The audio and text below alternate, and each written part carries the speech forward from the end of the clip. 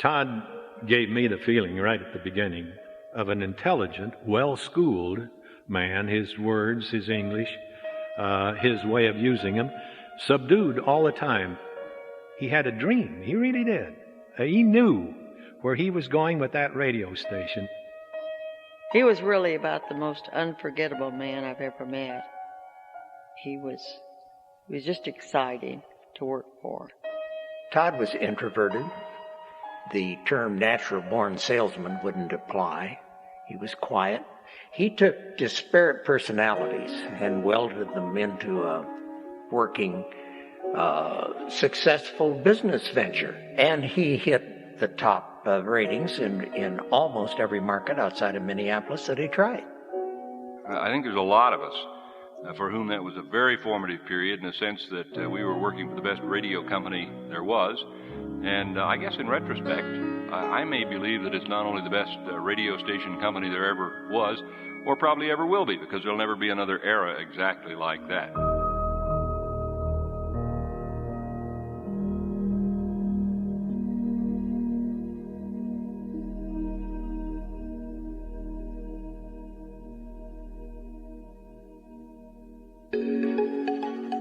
On April 13, 1964, United Press International stunned the broadcasting industry with the news that Todd Storz, head of Storz Broadcasting Company, one of the nation's leading independent radio groups, was found dead at his home in Miami Beach. According to UPI, Storz died from a cerebral vascular occlusion, a stroke. He was 39. UPI continued, Storz is credited with inventing and promoting so-called formula radio, in which stations severed connections with big networks and broadcast the leading 40 popular tunes of the day with headline news reporting. Meanwhile, Storz Executive Vice President George W. Armstrong assured employees of its 6 radio stations by memorandum from Kansas City, saying in part, "There will be no change in ownership, management, or policy of the Storz Broadcasting Company." Further assurances came from Robert H. Storz, chairman of the board. By memorandum dated June 30th, 1964, Todd's father squelches rumors that the Storz stations were up for sale. "These rumors are not true," he said. He wrote, "I am justifiably proud of the splendid organization Todd perfected. I am certain all Storz stations will continue to operate in much the same manner as previously." I'm Richard Fatherley. And I'm Ray Otis, with an inside look at radio's revolution and the world's happiest broadcasters.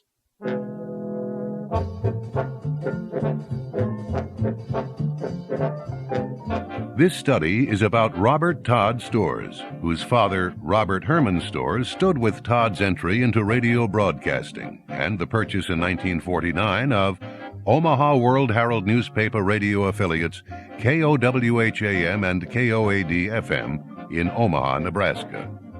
The youngest of the 4 Storz brothers, Robert H. Storz retired his stock in the family's Storz Brewing Company in January 1959 to devote himself to Todd's radio business. Following Todd's death in 1964, Robert took charge and control. But in a business sense, it was quietly acknowledged that Todd's father had always been in control, because he owned 60% of the newly established Mid-Continent Broadcasting Company, later known as the Storz Broadcasting Company. Purchased for $50,000 cash on top of a $25,000 mortgage, KOWH-AM held the disadvantage of a daytime-only FCC license. By mid-July 1949, the new Mid-Continent Broadcasting Company, capitalized with $250,000, took ownership of KOWH and disposed of KOAD-FM.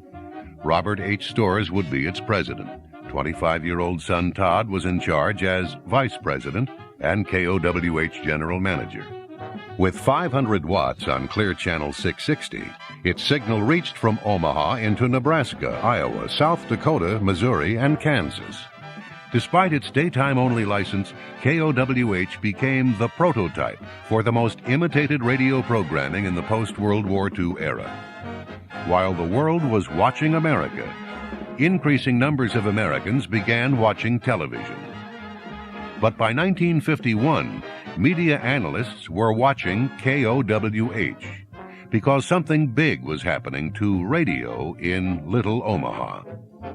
Harold Soderlund, former Omaha radio sales manager, advertising agency owner, and Storz confidant, recalls, Todd stumbled around with KOWH for the first year. It took him a year to really find out where he was going to go with this thing. By mid-June of 1951, the C.E. Hooper Radio Ratings Research Organization announced that KOWH was the top-rated independent station in the nation. Somewhere there's music, I wonder how far. Somewhere there's heaven, it's where you are. The darkest night would shine if you would come to me soon. And until you will, still my heart, how high the moon. Former KOWH and later WHB continuity director Peggy McGrath remembers. You could just see something happening, you know. It was so much fun working there and seeing all this happen. The half the time I wouldn't even take a paid vacation. I was afraid I was going to miss out on something. It was really exciting to see the ratings go up and up and up.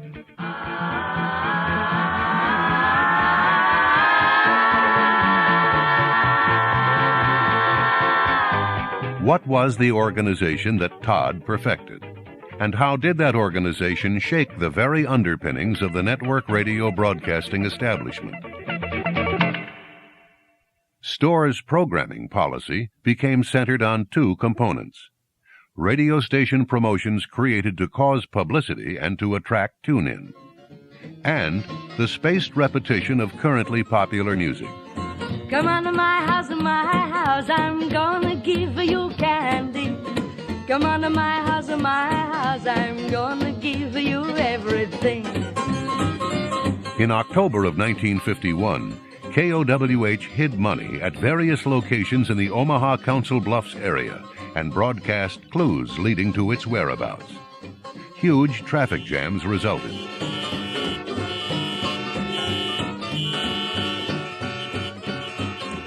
Police were called in to redirect traffic, and Todd himself was arrested and released on $10 bond for failure to stay in the line of traffic.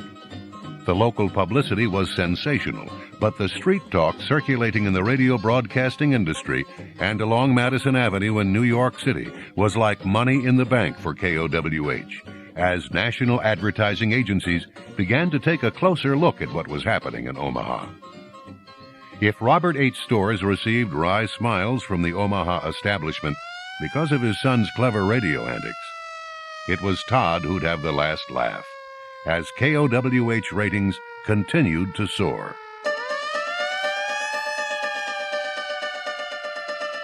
While Robert stood tall as a get-the-job-done civic leader, a pillar of the community, the money behind the new Mid-Continent Broadcasting Company, and its president, the KOWH treasure hunt promotion was only the beginning.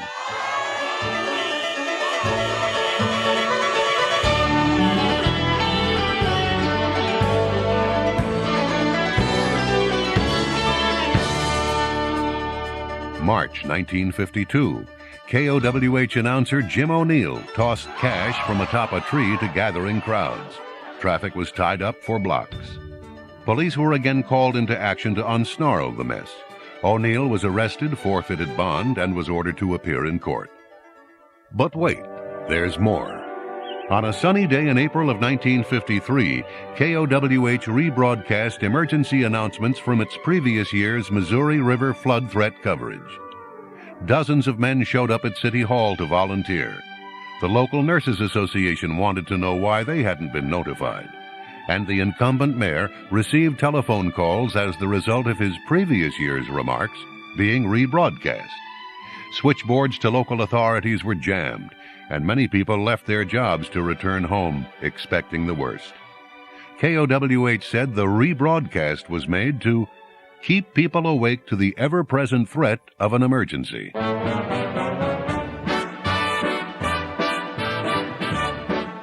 June 1953. I know I'd go from rags to riches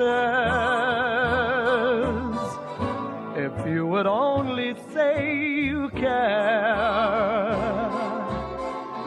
And though my pocket may be empty,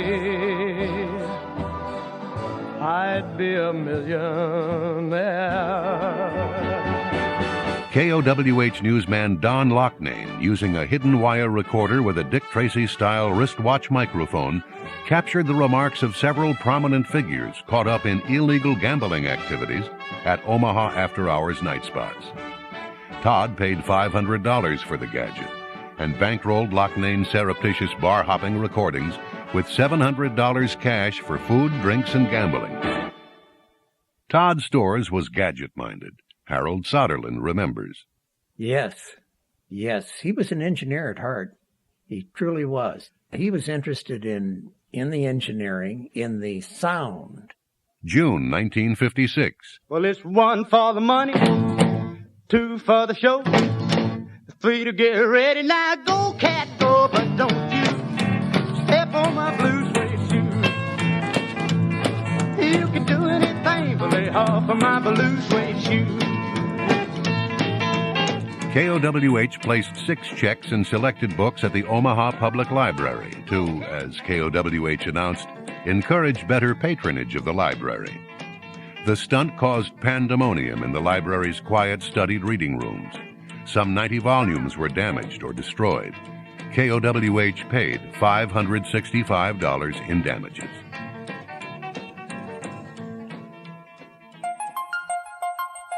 While these stunts and others like them may not have been in the public interest, convenience, and necessity, a term often used by the Federal Communications Commission in evaluating the performance of radio station licensees, they did succeed in igniting controversy and local chit-chat as larger and still larger numbers of people began to sample KOWH programming. Once they tuned in to KOWH's brand of on-the-air promotion, popular music, and sensational news reporting, the station's ratings began to climb as measured telephonically by C.E. Hooper Incorporated, then the nation's top radio ratings research organization. A ratings trend which began in October of 1950 and continued into 1957. For daytime-only KOWH, it was spectacular and unheard of. In 1949, the year of its purchase by Storz, about 4 out of every 100 Omaha homes using radio listened to KOWH. By 1951, that figure grew by more than 600%. By 1952, it was about 800% greater than its 1949 ratings. By 1956, more than 40% of every 100 Omaha homes using radio listened regularly to KOWH. Storz programming clearly demonstrated that radio wasn't dead after all.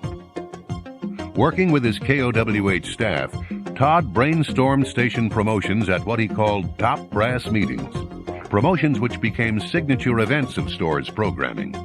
Each promotion was designed to attract new tune-in and magnetize new tune-in into steady listenership. To accomplish these objectives, Storz reasoned that money is the common need. Thus, the creation of a menu of day-to-day, week-to-week, and month-to-month listen-to-win promotions offering building cash jackpots, big cash, simple cash, and extraordinary merchandise prizes. Storz signature promotions for in-home and away-from-home listenership included Lucky House Number, Lucky License Number, as well as Simple Cash News Tip Awards. That's the KOWH 5-minute newspaper for this hour. Presented 5 minutes before every hour, important bulletins at once. And don't forget, KOWH awards $25 for the best news tip each week. Remember to call Atlantic 2228 when you see anything you think newsworthy. These promotions and many others like them did for KOWH what Knute Rockne's Forward Pass did for Notre Dame football, when the game simply wasn't prepared for it. Radio's revolution and the world's happiest broadcasters continues with Ray Otis.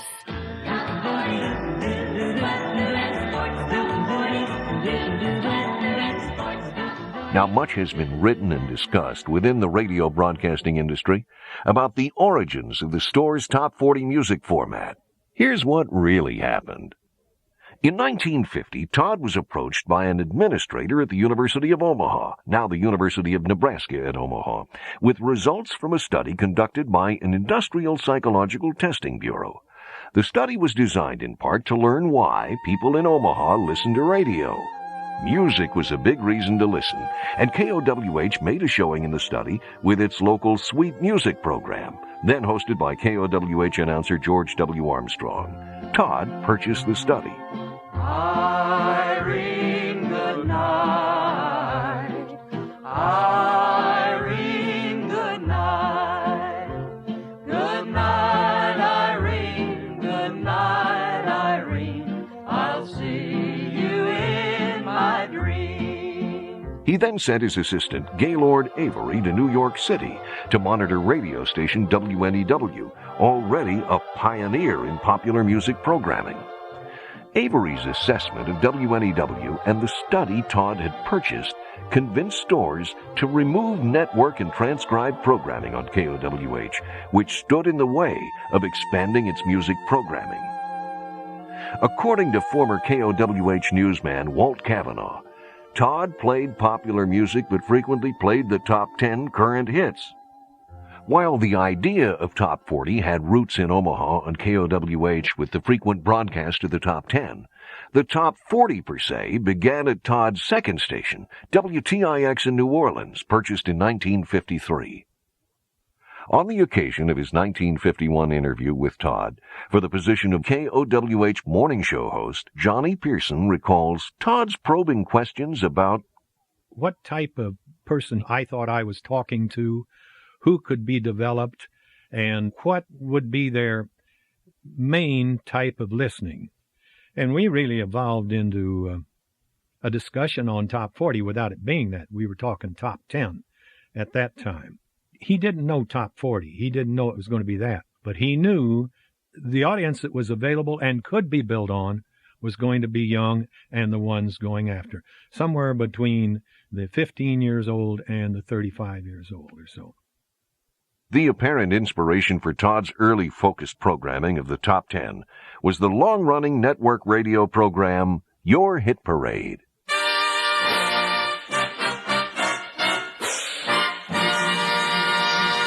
Number 1, the top tune of the week, the song the survey finds in first place. Here it is, the song you've been waiting to hear, in its fourth straight week at the very head of your hit parade. Eileen Wilson, the Hit Paraders, and song number 1, Dear Hearts and Gentle People. With the hiring of KBON Omaha's Sandy Jackson and his already top-rated requests and dedications program, daytime-only KOWH soon became the nation's top-rated independent radio station. It's here. Settle back in your chair. It's here. Lose your worry and care. It's the Jackson Show, and Sandy, you know it's here.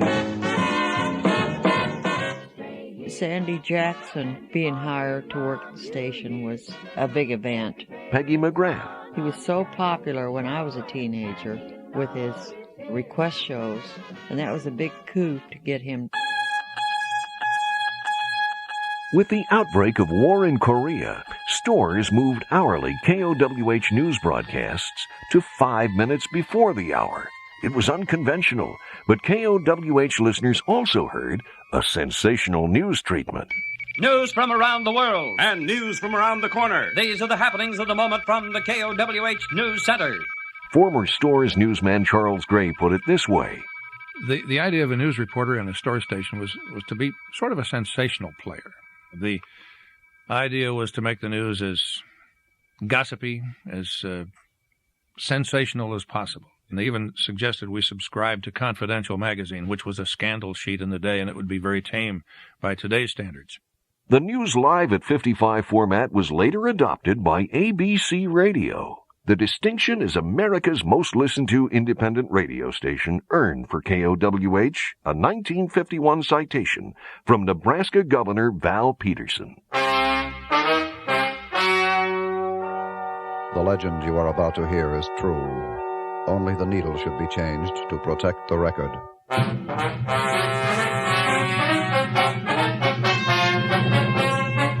In 1953, the cat was already out of the bag as Todd purchased WTIX in New Orleans, WHB Kansas City in 1954, in 1955, WDGY Minneapolis St. Paul, and in 1956, WQAM Miami. Todd's reputation preceded him as the radio broadcasters in these cities geared up for radio wars with the man Time magazine called the fastest rising figure in U.S. radio. Jambalaya and a crawfish pie and a filet gumbo. 'Cause tonight I'm gonna see Mama Mio. Thick guitar, filled fruit jar, and big gay-o. Son of a gun, we'll have big fun on the bayou.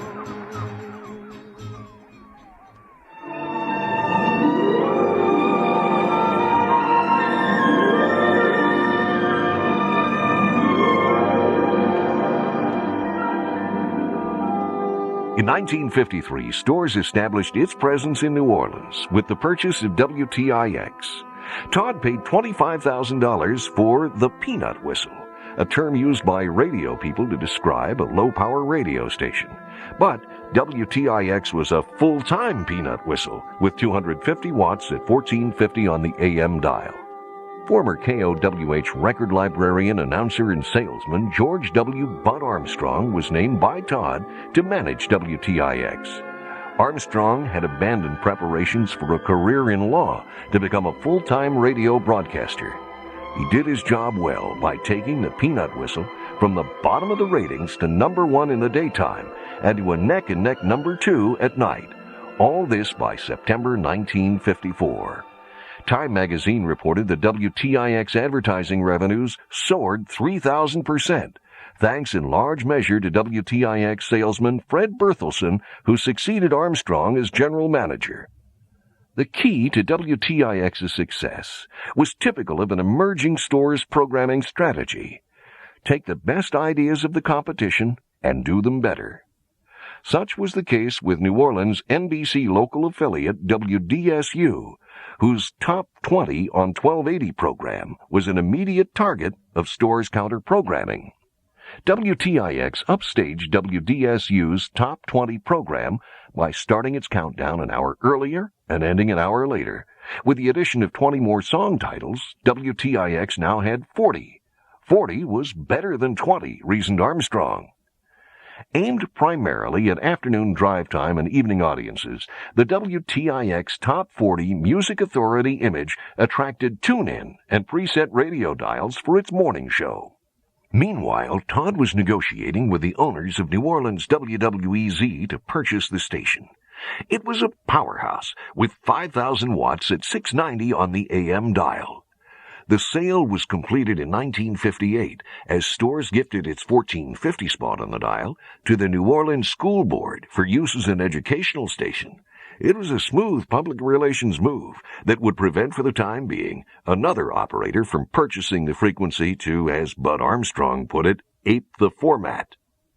The WTIX call letters moved to 690, blanketing the Gulf of Mexico mainland with Storz Top 40 programming. Another Armstrong, by the name of Bill, remembers the WTIX story.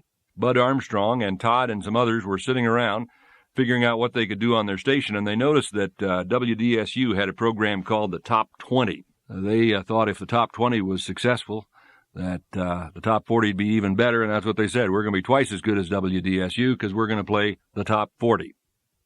Bill Armstrong had joined the KOWH staff at the age of 17 in 1954.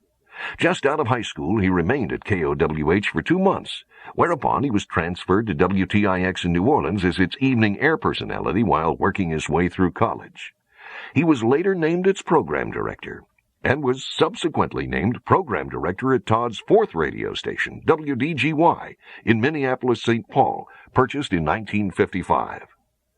William L. Armstrong moved into public life in the Colorado legislature and served with distinction for 3 terms in the United States House of Representatives and 2 terms in the United States Senate. Oh, life could be a dream if I could take you up in paradise up above. If you would tell me I'm the only one that you love, life could be a dream, sweetheart. Under Storz ownership beginning in 1954, WHB Kansas City, the call letters which prompted the slogan World's Happiest Broadcasters, proved to be the most respected set of call letters in the Midwest. Storz paid $400,000 for them. With WHB, Storz had latched onto a dream station at 710 on the AM dial, with 10,000 watts daytime and 5,000 watts at night. It became one of the most copied stations in the nation, with annual revenues reaching $2 million under the management of George W. Bud Armstrong, whose success with WTIX New Orleans had become company legend. Armstrong installed the Storz sound. Former WHB newsman Charles Gray was there. It was done by Armstrong. He was the man who brought the plan in and executed it. Todd Storz was in and out, but Armstrong was the man who was on the scene. He was in charge of the, as we call it, the Army of Occupation. The Storz company brought in new equipment, new ideas, better equipment. The engineers appreciated that. The engineers, I think, had a little culture shock at first because the rule was that when you worked in a Storz station, even as an engineer, you worked in a coat and a tie. WHB became the tuned-up, revved-up synthesis of all Storz had learned in Omaha and in New Orleans. With 47% of the radio audience by 1955, WHB demanded imitation. 1, 2, 3 o'clock, 4 o'clock, rock. 5, 6, 7 o'clock, 8 o'clock, rock. 9, 10, 11 o'clock, 12 o'clock, rock. We're going to rock around the clock tonight. What would another Storz station be without another treasure hunt? The finders would be keepers of $2,000. Big money in October of 1955. Newsman Charles Gray. No one knew exactly what to expect. It took the town by surprise. They did it on a Sunday. It began in North Kansas City, I believe, then shifted to Kansas City, Kansas, back to Missouri, and ended up in Loose Park Lake. Turtle, I think, was there with a number painted on its back in gold paint. And, several $1,000s were in the hopper for the winner that day, and it did create a great deal of traffic congestion. It brought a lot of attention to the station. The station already had a lot of attention anyway. According to Time magazine, Kansas City, Missouri Police Chief Bernard C. Brandon said this kind of promotion should be banned. WHB studio supervisor Roy Nonamaker, traveling with Todd Storz and Bud Armstrong in WHB's radio telephone equipped station wagon, remembers what happened. Traffic was tremendous, and the cops come down there. I heard the sirens, and Todd says, "Stop the station wagon here," and he got out and left us. He thought they was going to arrest him and put him in jail, I guess, when the thing was all over. Bud says, "Well, Roy, I know one thing. People like money." The sweet, sweet memories you gave me. You can't beat the memories you gave me. Man, sweet, sweet memories you gave made of this. You can't beat the memories you gave me. Memories are made of this. But the biggest cash prize ever offered by Storz was $210,000 split between KOWH Omaha and Storz' newly acquired WDGY Minneapolis-St. Paul. Storz paid $334,000 for the station. At 11:30 on the AM dial, WDGY's tricky 9-tower antenna system was fired up by 50,000 watts and was often an engineer's nightmare.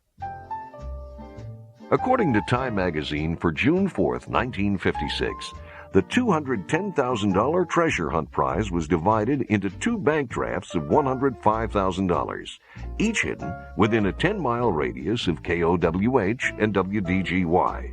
Said Time, if the booty goes unfound by June 17th, Storz will pay only $500, consolation prizes to the hunters who eventually stumbled onto the 2 hiding places. Former WDGY program director Bill Armstrong. Our having to pay off the prize was insured with Lloyd's of London or somebody because we had no intention of giving away that money. But Lloyd's hid it, and we did give clues out on the air, created an enormous furor, and a certain amount, I guess, of minor damage to people's properties when throngs of people would show up and start digging up their flower beds and whatnot. In fact, this flair for promotions was kind of typical of the Storz stations. Radio's revolution and the world's happiest broadcasters continues. Here again, Richard Fatherley.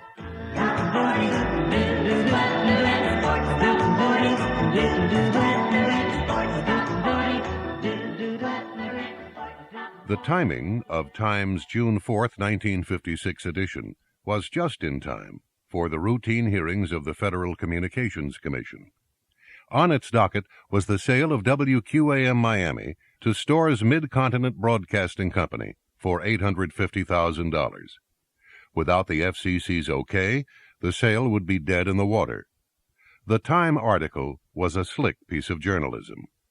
Under Todd's photograph was the caption, "He stops traffic." Add to this the admonition attributed to Kansas City Police Chief Bernard C. Brannon that Storz' treasure hunt promotion should be banned. FCC commissioners had a widely read publication, which, by implication, suggested that Storz radio stations may not have been operating in the public interest, convenience, and necessity. The WQAM Miami deal was in trouble. It was time for Todd to go to Washington, D.C. Harold Soderlund, Todd's confidant. If it had to do with the broadcast business, in other words, if you're going to run a top 40 station and you're going to abandon all of the rules that used to apply to a regional station, you're going to be interested in the FCC and its personnel and how to influence them in your favor, or if you're applying for a station. His political interests were all tied to radio and radio stations. By memorandum dated July 23, 1956, Todd explained to his Storz colleagues, "I have just completed a very trying 10 days in Washington on the WQAM transfer. The question was not whether the Commission would approve the transfer to us, but instead whether the Commission would approve the transfer to us without a hearing. The contract to purchase WQAM expired on August 15, 1956. Midnight, one more night without sleeping, watching till the morning comes creeping. Green door, what's that secret you're keeping? There's an old piano and they play it hot behind the green door. Don't know what they're doing, but they laugh a lot behind the green door. Wish they let me in so I could find out what's behind the green door. Said Todd, if the Commission had failed to act, or if the Commission had voted to send the matter to hearing, we would have, in all likelihood, lost the purchase of WQAM. Todd got the FCC's nod to buy WQAM.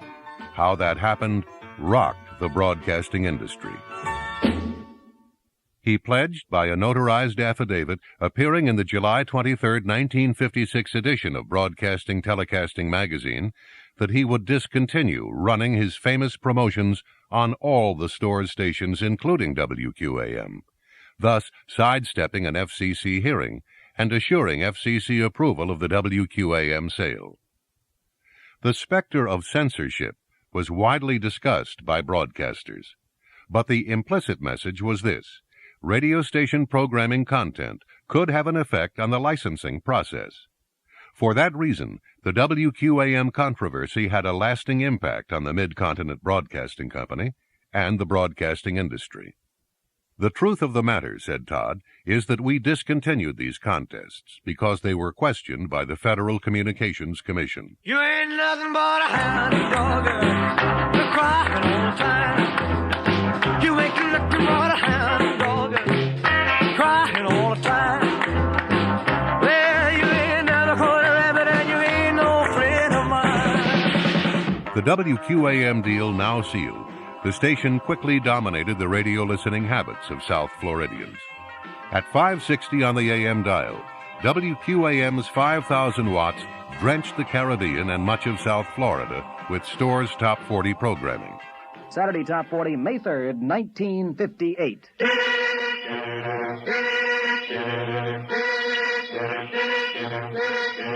You put a smile on the dial of your radio when you turn it to 560. So if you want the latest music and news, there's no doubt about the station to choose. WQAM, Miami. You're tuned to Radio 1 Miami. WQAM survey proved to have more listeners this time of day than all other radio stations in Miami combined. Named by Todd to manage WQAM was Jack Sandler. An ex-hockey player, he'd covered the bases as well at KOWH Omaha as sports director and salesman, gaining local fame for his Major League Baseball game recreations using a sports ticker and sound effects. Joining Sandler in 1957 was KOWH announcer Kent Burkhardt, whose administrative abilities and acquired Storz-style programming know-how placed him in the position of WQAM program director. WQAM became Todd's radio showpiece. He wrote, "The Miami studios turned out to be absolutely terrific, by far the most attractive of any we have," in a letter to Dale L. Mowdy, Todd's former vice president of engineering. Mowdy had done much of the early studio design work. Also in 1957, the Mid-Continent Broadcasting Company changed its name to the Storz Broadcasting Company, after the sale of Todd's original KOWH Omaha to William F. Buckley's National News Weekly for a reported $822,500, more than 10 times its original purchase price. In his March 28, 1957 memo, Todd wrote, "There were several considerations which made it advisable to sell KOWH. We have had much greater success with our type of operation with full-time stations in larger cities than Omaha. There is a possibility that we may move our home office away from Omaha to Miami." Other factors, he said, made the sale necessary. One of those other factors was Omaha-based Don Burden and KOIL-AM, the mighty 1290, Harold Soderlund. He cultivated Todd, oddly enough, something I never could understand. He copied everything the Storz did, even down to the letterhead. He even got as close to the Storz name as he could with the star stations, like he called them, the star stations. He copied everything that you could possibly copy. But he had a full-time station, and Todd felt that he couldn't win against him in the ratings race. Then they didn't get along after a while. Come on over, baby, whole lot of shaking going on. Yes, I say come on over, baby, baby, you can't go wrong. We ain't faking, whole lot of shaking going on. Oh, let's go. On close examination of Todd's successes, Dale Mowdy becomes a key personality in the development of the Storz radio sound, especially in a technical sense. As acquaintances, Todd and Dale shared a common interest in amateur radio as 5-meter bootleggers. That is, both of them had operated illegally on the 5-meter ham band.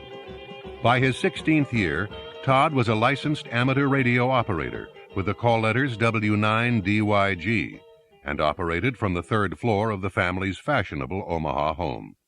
He'd built his first crystal set at the age of 8. Todd's sister, Susan, recalls, "His radio room was directly above my bedroom. When he couldn't raise anyone with his call, he would ask me to come up and help. In my sexiest voice, I would say, 'Calling CQ, calling CQ.' And within seconds there would be many responses, and I would be dismissed to go back to bed." It was Dale Mowdy who developed the gadgets used by KOWH to further Todd's programming objectives. A telephone answering device for a Talk to Santa Claus promotion, a device not then manufactured by the telephone industry. Hello, this is the KOWH operator. I'll transfer your call to the North Pole. Merry Christmas. This is your North Pole operator. Santa is very busy these days, but he wants to talk to you. Would you hold the line a moment? Paging Santa Claus. Well, hello there. This is Santa Claus speaking, and I want to wish you a very Merry Christmas. I know exactly what you want to find under the tree on Christmas morning. If you'll be good, you just might find it there. Thanks for calling, and Merry Christmas! An hourly time tone, automatically triggered by the station's in-studio Western Union self-setting clock. an idea which earned Mowdy a $50 savings bond in Todd's Best Idea Awards competition. At the sound of the automatic electronic time tone in Miami, exactly 6 p.m. It's 9 a.m. Stand by for a WHB Worldwide Instant Time Check. In Tokyo, Japan, it's 10 a.m. In WHB Land, at the tone, exactly 7 p.m. A modified jukebox mechanism placed at the WHB transmitter site, which played 45 RPM records after midnight. Known to WHB listeners as Silent Sam, it was a forerunner to radio programming automation equipment. According to WHB studio supervisor Roy Nonamaker, the machine was prone to tripping up and once played the same record for some 2.5 hours. WHB's radar weather eye. Forecasting for Kansas City, fair and Mowdy credits Todd with the idea of using electronic reverberation as a KOWH modulation enhancement. According to Mowdy, the echo was Todd's idea, and its subsequent application into broadcasting as a production tool. Miami, talks with Castro upcoming. A Cuban exile delegation. Following Mowdy's modifications, the floating tremolo of an oil-dampened Hammond organ reverberation system found its way into each of the store's stations. Further, Dale Mowdy was a pioneer in the development of studio-to-transmitter site remote control operation at KOWH. Mowdy's presence, or that of his designate, was viewed with suspicion by most rank-and-file union technicians, especially at WHB. No doubt about it, WHB was a union shop. Studio supervisor Roy Nonamaker remembers how Todd stepped into a jurisdictional dispute to smooth things over in Kansas City. Todd was a great guy. He called me old buddy. He always called me old buddy, and he told me, he says, anything you need in the way of equipment, get it. Todd Storz was also a pioneer in telephone talk programming, with its early beginnings at WHB.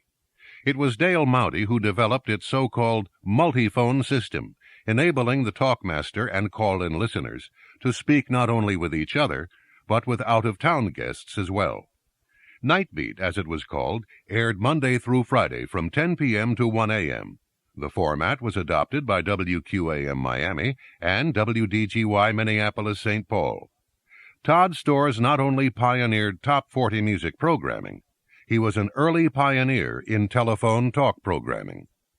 By 1956, the 5 Storz stations had gutted the ratings of well-established network affiliates, while commanding premium rates from national advertisers. Clearly, the networks had been placed in the position of rethinking their future role in radio broadcasting.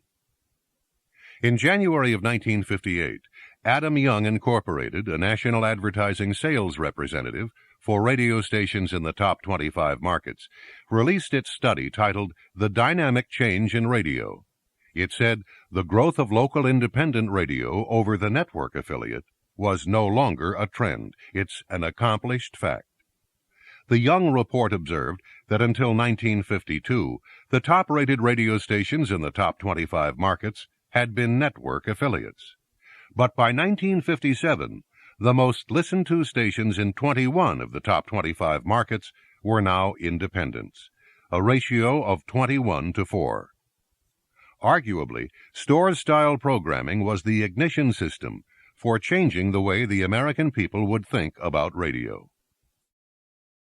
Radio's revolution and the world's happiest broadcasters continues.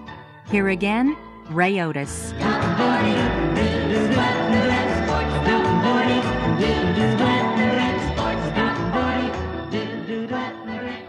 In 1957, the lure of New York City was cause for the removal of several of Todd's spark plugs.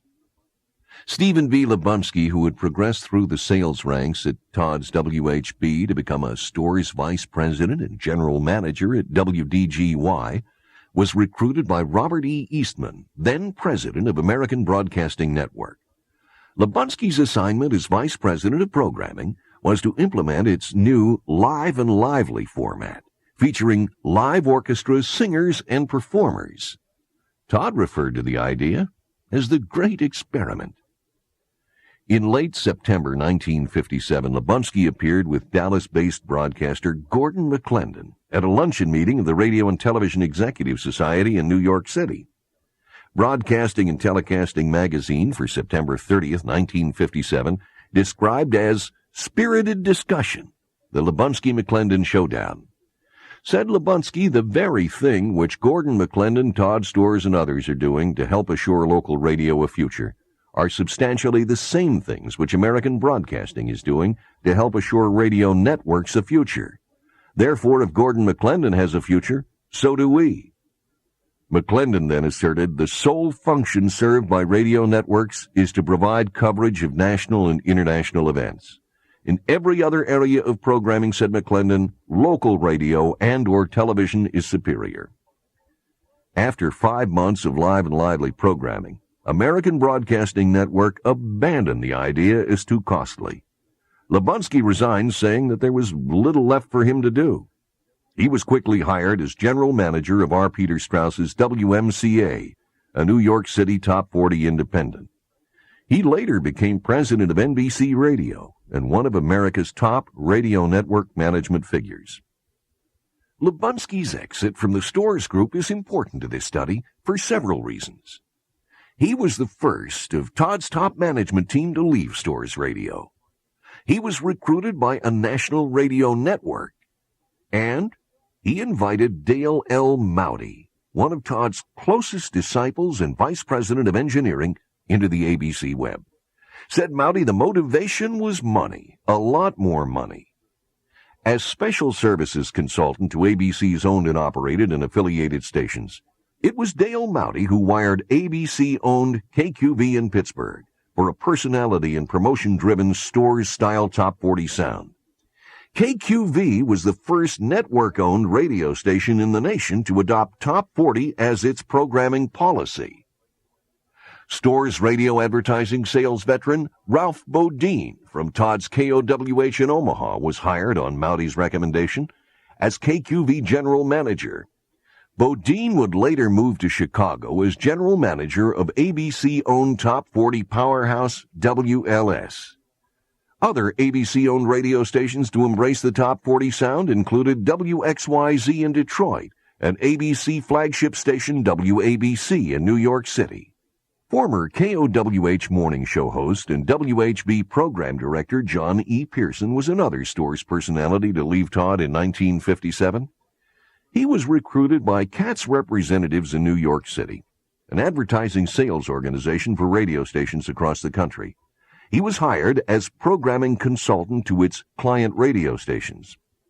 His earliest assignment was to advise WKY Radio in Oklahoma City on the impact of Storz programming, as Todd awaited FCC approval of his purchase of Oklahoma City's KOMA for $600,000. Just at this time, it was announced that Storz was coming into KOMA. So I said, okay, you're going to have one chance and then you're out. Because when they hit town and you don't change this, I'm sorry, but you're going to have the same thing happen to you that's happened in other cities.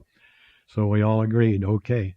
And I don't think KOMA ever got top position. Pearson's success with Katz prompted the attention of ABC Radio.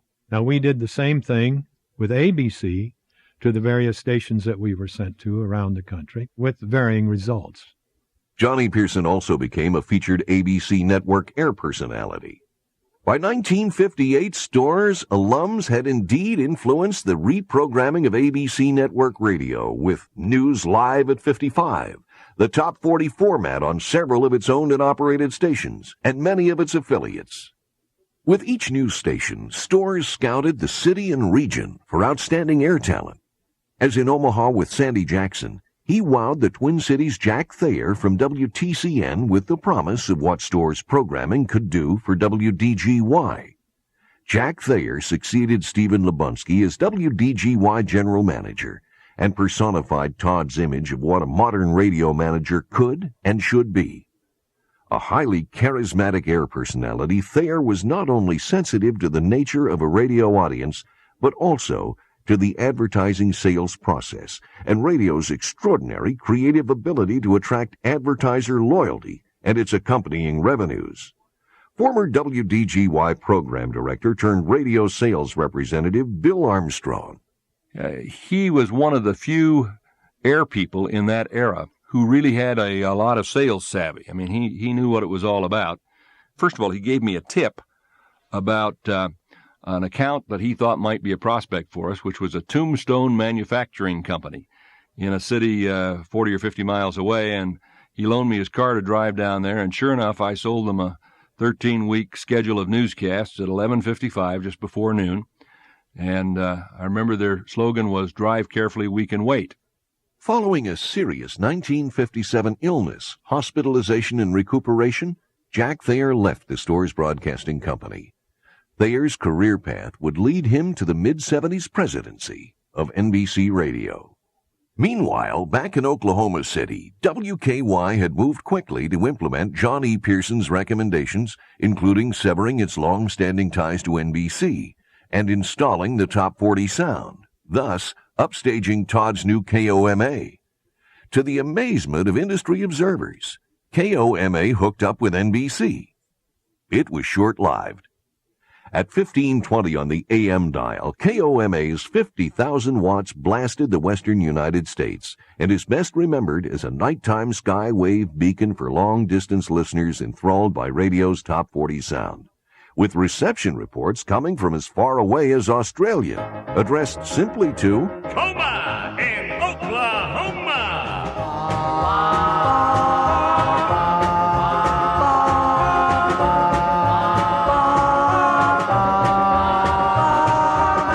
Others who left Todd in 1957 included KOWH Omaha production director Graham Richards, who spread the gospel of the Storz formula to the 7 stations of the Intermountain Network from Denver into Utah and Idaho to Montana. He later returned to Storz Radio as vice president of programming. KOWH's Bill Stewart, Todd's first national program director, later became closely identified with Dallas broadcaster Gordon McClendon. A former speech and English instructor at Boston's Emerson College, Stewart was an idea man, according to Storz executive vice president George W. Armstrong. McClendon had been one of Todd's staunchest allies. Here's why. According to former WHB program director John E. Pearson, McClendon came to Kansas City in 1955 to study the WHB operation, grafting much of its programming style to his KLIF in Dallas. I can remember at HB when I was program director, we'd have people come in and visit us to see how we did it. Only one guy that came to visit us that I remember took it home. And that was a guy out of Texas, Gordon McClendon. He came in and sat on my wastebasket and listened and went back to Dallas and picked it up. Idea man Bill Stewart returned to the Storz Group at WHB on April 13, 1964, the day of Todd Storz' death. He again left Storz Radio in October 1966 to return to the McClendon Corporation. In its September 21, 1986 obituary on the passing of Gordon McClendon, the Dallas Morning News wrote, Although McClendon often is credited with the creation of Top 40 Radio, that honor is generally conceded to Todd Storz, then owner of WHB in Kansas City, Missouri, a fact McClendon frequently acknowledged. Following the 1957 sale of Todd's original KOWH in Omaha, morning show personality Bud Connell departed for New Orleans as program director of Governor Jimmy No's WNOE. With 50,000 watts at his disposal, stunt-minded Connell's ideas were brought to life by his razzle-dazzle recording techniques and a pie-in-the-face sense of humor. The ratings at Todd's WTIX began to seriously seesaw. Atlanta, Georgia-based broadcaster Robert W. Rounsaville had gotten wind of it, and in 1960 hired Connell to program his newly call-lettered WFUN in Miami. Rounsaville's call letters said it all. Fun radio. WFUN offers for your swimming pool a very real, very much alive Atlantic Ocean shark, and she can be yours. In 25 words or less, write why I want a shark for my very own swimming pool pet. Send your entry to Shark in care of your fun station, WFUN Miami Beach 39.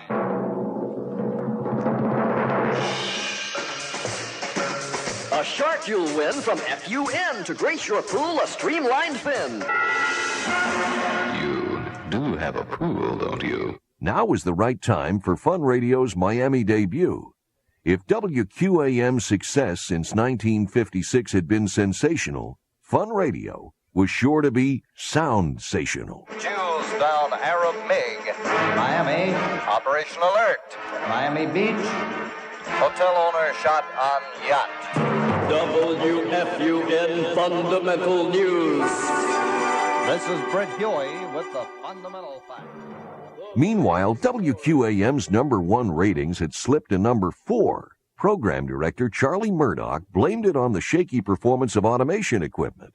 It was later removed, and WQAM recovered much of its lost ground.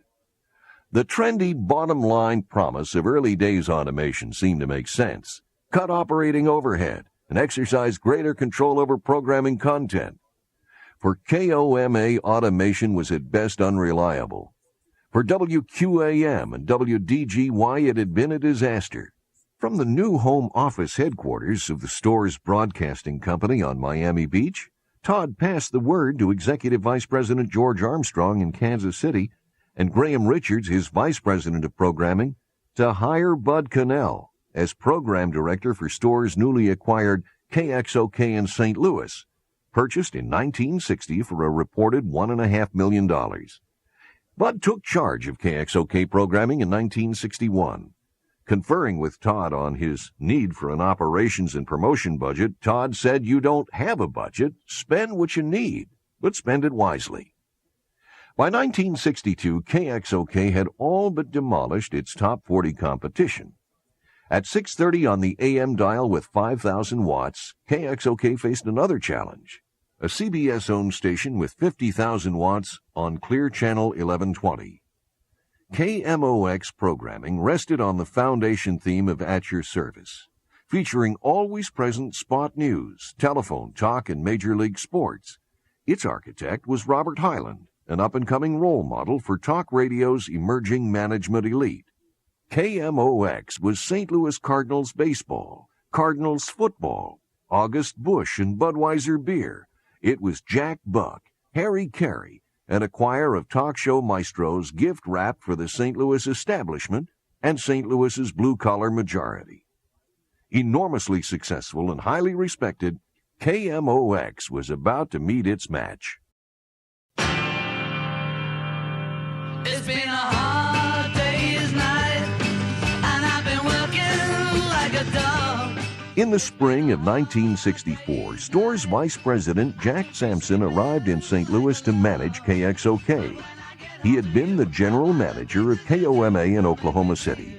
KOMA, he said, had been his crucible. He had worked his way through the sales department at Todd's WHB. Jack embraced the Storz people, I think, pretty warmly, fairly early in this game. And at a party one night, it was announced that Jack had been named sales manager. Well, Jack was the youngest fellow in the place. He was just a year or so older than I was, and he had only been there about a year or two longer than I had been. And it was good to see that a fellow his age was being recognized by this new company, and he was beginning to make his moves. He was beginning to be an influential player. Sampson rebuilt the KXOK sales staff, organized his chain of command, and increased station billings by more than 1,000%, with revenues approaching $3.5 million. The station had been losing money. In 1966, the Pulse Incorporated, a national radio ratings research group, announced its compilation of the nation's 5 most listened-to radio stations. 2 of them were in St. Louis.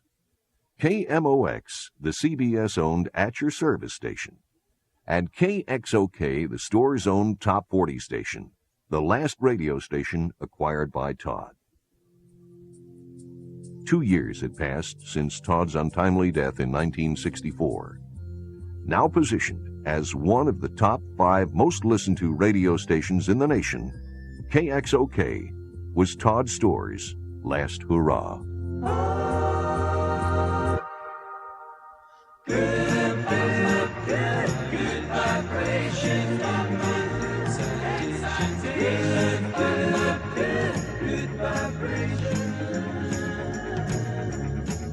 Now, with some final thoughts, here's Richard Fatherley. As this presentation is being produced, 10,263 commercial radio stations are licensed for broadcast by the Federal Communications Commission. 5,442 FM stations now outnumber their 4,821 AM counterparts. Television stations number 1,553. But that isn't the way it used to be. An old cowpoke went riding out one dark and windy day. Nearly a half-century ago in 1949, when Storz purchased its first radio station, daytime-only KOWH in Omaha, there were 2,086 AM stations, 733 FM stations, and 97 TV stations. Don't be cruel to a heart that's true. In 1956, the year Todd purchased WQAM in Miami, AM stations jumped to 3,108. FMs dropped to 550. TV stations increased to 628. The decline in FM stations gave rise to the expression that FM meant failing money, an expression attributed to Todd's father. Don't you give me no dirty looks. Your father help, he knows what cooks. But in 1958, the year Storz acquired KOMA in Oklahoma City, FM rebounded to 686 stations. Don't talk back. AMs climbed to 3,423, and television stations grew to 666.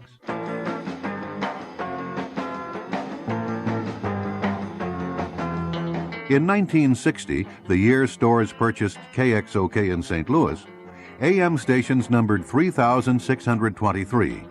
TV dropped to 659. But the big news was FM, which rocketed to 990 stations. According to the Radio Advertising Bureau, national advertising revenues for radio went from $118.8 million in 1950 to $208 million in 1960. Local retail radio advertising revenues jumped from $203.2 million to $401.6 million for the same period.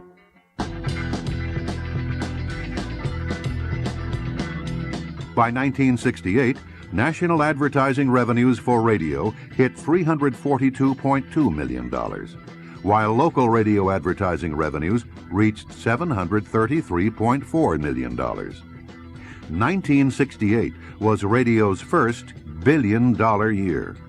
Network radio figures are not included in this summary. The 1960s were peak years for the nation's AM Top 40 operators.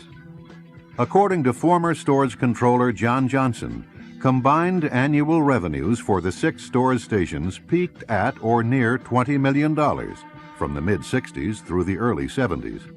Annual revenues declined from $15 million downward into the late 70s. The new money was on FM. Clearly, the failing money position of Robert H. Storz on the FM question would become the company's undoing as a radio group, which, since its inception, had operated only AM stations. With the introduction of the transistor, AM-FM combination receivers had become price-friendly to consumers for both home and automobile. 1966 signaled the return of Storz home office operations from Miami Beach to Omaha, and the startup of renovating or relocating several of its stations, studios, offices, and upgrading much of its aging transmission and studio equipment. Business and industry were hungry for tax savings incentives through investment tax credits during a Vietnam War that wouldn't go away. Big-ticket expenditures for studio and transmission equipment were made by the Storz Broadcasting Company. Herbert A. Engdahl, then assistant to Robert H. Storz. All told, there was a substantial amount of money spent on equipment, ground systems, and studio equipment, because they were all redone and rebuilt. And up until that time, the company pretty much did it on programming, and the physical plant and the technical plant were pretty well left alone. They were sorely in need of repair and refurbishing when it was done. If Todd Storz was a pioneer in the creation of attention-getting radio programming and the marketing of his radio audiences for record radio advertising revenues, his father, Robert H. Storz, was the quintessence of money management. And with that know-how came a major shift in the operating philosophy of the Storz Broadcasting Company, from that of 6 quasi-independently managed stations to centralized management. Herb Engdahl. It was hard to put a set of books together. You really didn't know where you stood. The individual stations might send money back and forth to each other without ever really knowing at a central point what was happening. So this all changed. With the hiring of Controller John Johnson and under Robert's watchful eyes, payroll, accounts payable, and receivables became a centralized function of Storz Radio's Omaha office operations. John Johnson. He had good control because that was his training. I mean, he was a banker for years, and he was on the board of the Omaha National Bank. He was very thorough, and he wanted to know what was going on. He had a good insight, and he knew who was people, and he would check them out and talk to them, and he had a definite opinion one way or the other whether he was in their corner or not. Storz general managers now required home office approval for any major expenditure. Herb Engdahl. He had a good feel of people. He had a good feel of business. And as Jack Sampson once told him, he says, I think you can see around corners. In an Omaha World Herald interview with Robert H. Storz, then 80, feature writer Robert McMorris wrote in its October 6, 1979 edition, "While the company is not a one-man show, Storz is clearly in charge." Said McMorris of the elder Storz, he described himself as a kind of perfectionist who demands a high level of performance from subordinates as he does of himself. McMorris observed, he's not an easy man to work for, but he thinks he runs a happy ship. On hindsight, Todd's decision to move his home office operations from Omaha to Miami Beach would distance him from a failed 14-year marriage to the former Elizabeth Ann Traylor of Omaha, remove him somewhat from his father's scrutiny, provide him with a fresh backdrop and corporate identity, offer hoped-for relief from a persistent sinus condition and headaches of the migraine variety, and bring him closer to the woman who'd become his second wife, Helen Lorraine Smith, a Wisconsin native and WQAM's receptionist. Let the full wind blow, let 'em blow, let 'em blow, from the east to the west, I love you the best. Said Ruthie Peterson, Todd's secretary, Todd loved New Orleans, but he loved Miami better. It was the synthesis of New York's new money and Los Angeles glitz. Omaha was beef and brawn, old money, and world headquarters for the Strategic Air Command. Industry rumor had it that Todd was negotiating his purchase of a major record company.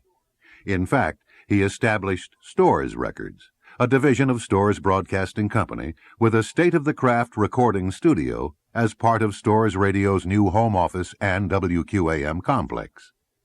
Disc jockeys across the United States welcomed Todd's first record. Timed for a Christmas release, it was titled Deck the Cage with Boughs of Holly and featured a parakeet and a canary named Tweety and Sweetie, his apparent answer to David Seville's Singing Chipmunks. The 45 RPM novelty record was Todd's first and his last.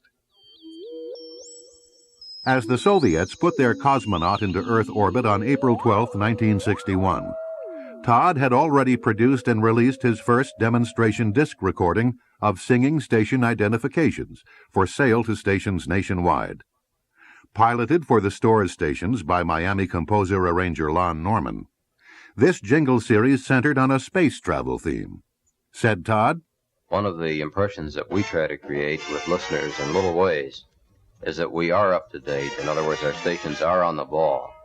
And this is certainly a very, very timely theme, and yet it also is one that won't go out of date because space achievements will be with us for quite a long time, and so we can be sure that it's a topic that will be uppermost in the minds of many Americans for a long, long time to come." These jingles became a prophetic clue to the future of radio and television broadcasting in the United States and around the world. Satellite radio, WQAM. Several days after the Soviets placed their cosmonaut into orbit, the failure of Operation Pluto left Americans and free world opinion in a state of stunned amazement. Operation Pluto, code name for the Kennedy administration's Bay of Pigs invasion of Castro-occupied Cuba, was to be essentially an air operation. For 6 weeks before, during, and after the failed invasion, WQAM broadcast nightly post-midnight Spanish-language live Voice of America programs lasting from 15 to 45 minutes, coordinated through USIA, the United States Information Agency, Edward R. Murrow, director.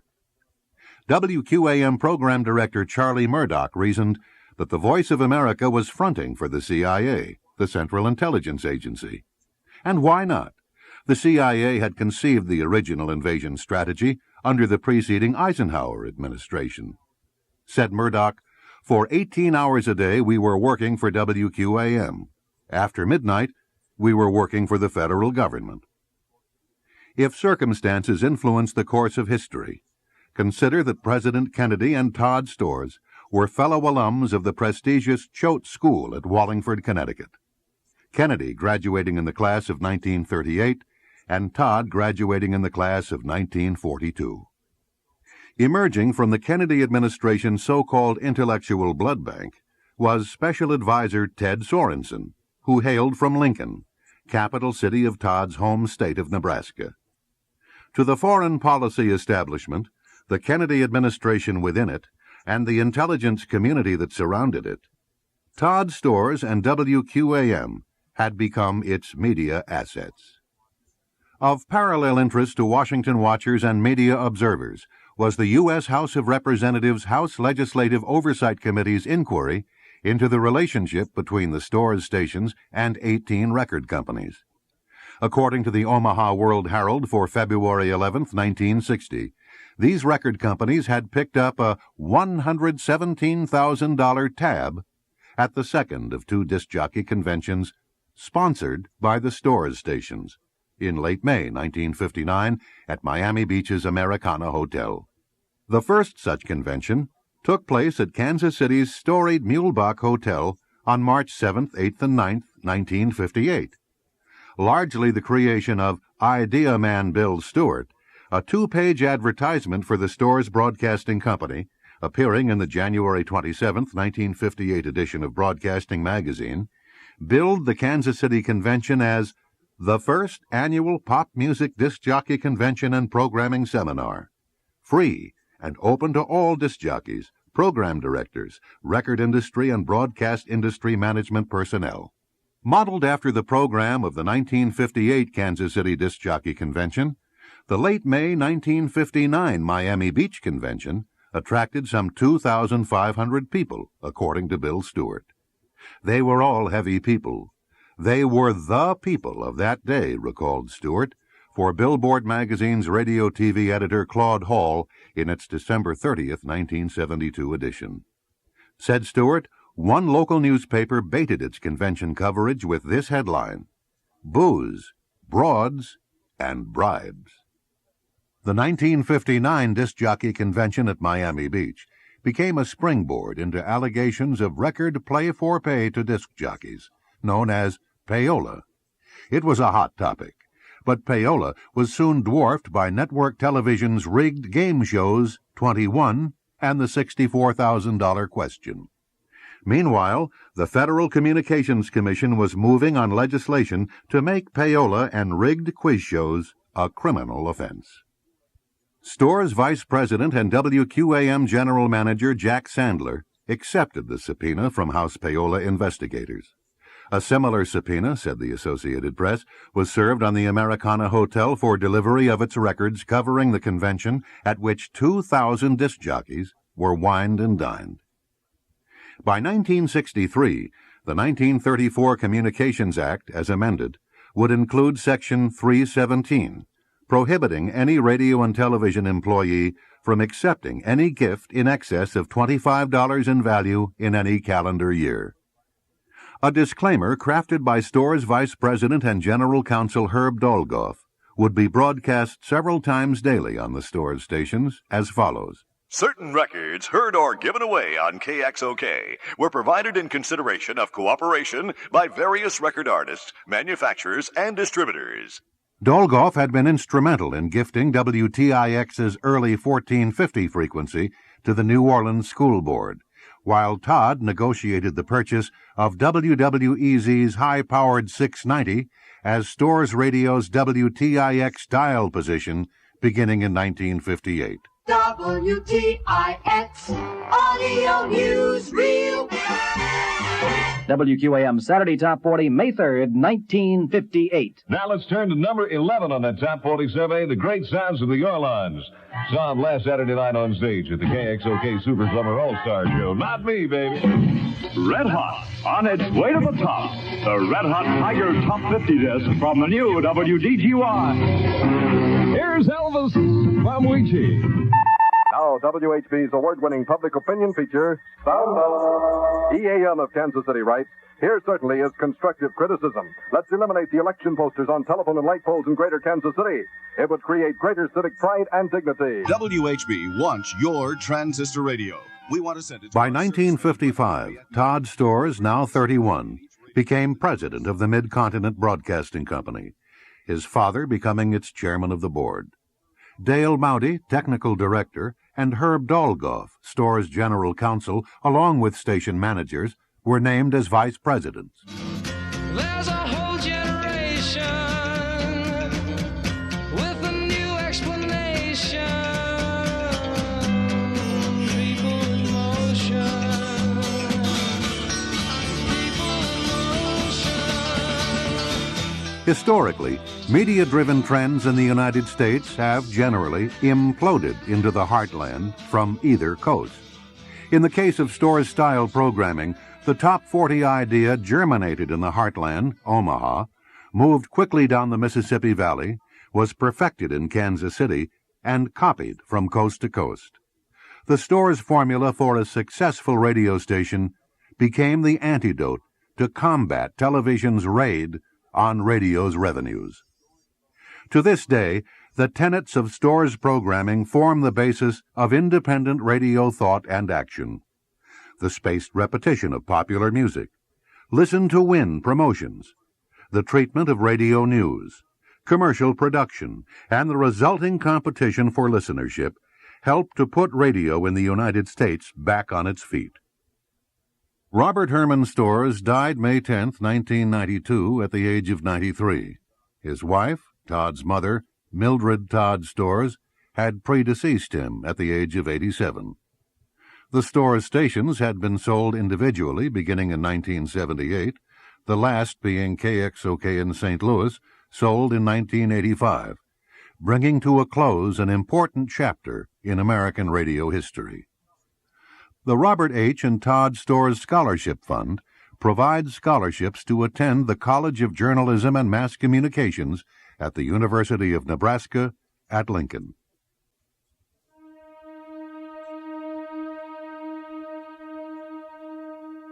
In his May 1, 1964 letter to Broadcasting Magazine, Storz Vice President and WQAM General Manager Jack Sandler said in part, "There are thousands and thousands of people, employees of radio stations, advertising agencies, people in the FCC and your periodical, who directly or indirectly are benefiting from the genius that was Todd Storz.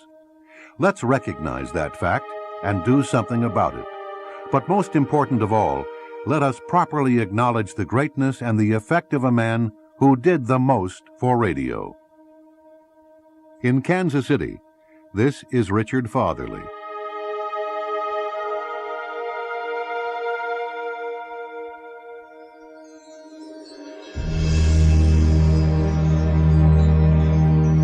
We're grateful for the production assistance of Ray Otis, New York City, Chuck Chapman, Chapman Recording Studios, Kansas City, and Bud W. Connell, BCTV Productions, Laguna Niguel, California.